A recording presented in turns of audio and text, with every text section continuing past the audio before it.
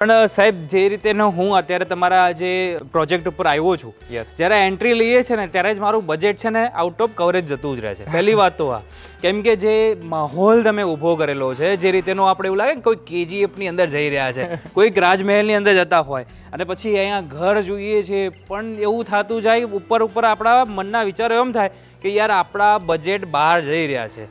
તો આ budget friendly છે કે પછી આઉટ ઓફ બજેટ વાળું કામકાજ છે?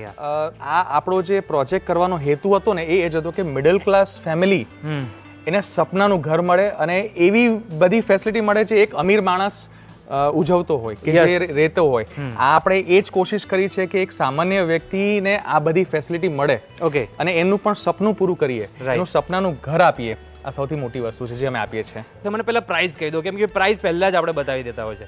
રોનીભાઈ, આપણે બધા ખર્ચા સાથે તમને 25,61,000માં મકાન મળશે, અને જો એઝ ઇટ ઇઝ ઇન્ટિરિયર સાથે લેવું હોય તો 31 લાખમાં તમને આમાં જે એઝ ઇટ ઇઝ આપણે જોશું બધું જ આવશે 31 લાખ. ઓકે,